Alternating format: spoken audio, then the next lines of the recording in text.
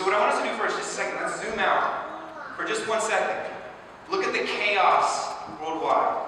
Look at the dehumanization. Look at the hurt, the anger, the rage that we are feeling culturally speaking. Look at the racially motivated violence that's happening towards Asian Americans. Look at the racism that has been buried in not just our culture, every single culture throughout all of history. Look at sexism that we just talked about. Culturally, I think it's very easy. I'm not going to put too much time on this. We can all agree we have a problem. Things are not as they should be. But let's actually zoom in. Zoom into your own inner life. Let's shed a little bit of light there. If we do the self-analysis on an individual level, just look at your own life. Where have we prized things too much? Where have we not prized things enough? This was always impacting me. If we put an audio recorder around your neck that somehow was able to pick up your thoughts, and we played that audio recorder at the end of your life, how do you think you would fare in a court of judgment? How do you think that, just yourself, would your own thoughts condemn? Would you betray how you normally present yourself? I think if we're really honest about ourselves, we would not pass the test.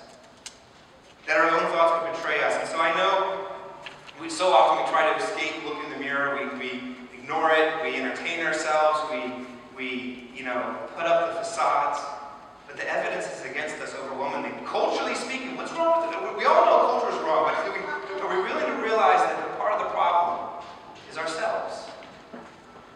Now, the Old Testament said the way that you can commune with God was through some sort of payment for sin. That's what the whole sacrificial system was about. That the sacrifice pointed to a need for a payment, but what the gleaning preachers are saying here is that payment has been made. That Jesus didn't just die the death that you and I should have died. If we're honest, there's payment. But he lived the life that we should have lived as well. And the resurrection is proof positive that he accomplished that goal. And so you don't, again, I'm trying to reflect on this. If you don't need the resurrection, if everything is okay in the world, if there's nothing wrong in the world. But I think we all know that it's not the way it's supposed to be. That there's no amount of more education, there's no amount of more government, there's no amount of less government, there's no amount of those things that will fix the world and fix us. And therefore, if on our own it's not enough, that means we need something outside of ourselves. That literally means a Savior. We need a Savior, and the gleaning preachers are telling us just that. It's the second lesson we find.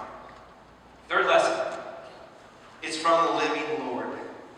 If he is indeed alive, and I don't mean metaphysically, I don't mean in some sort of non-tangential way, I mean actually and practically. If Buddha and Confucius were alive and now they're dead, and the main way you interact with them is through their teachings, the gleaming preachers are saying, no, Jesus is alive. That means the main way you interact with him is as a person. Through connection, through an encounter, that he's on the move, that he's present, he's active, he's around.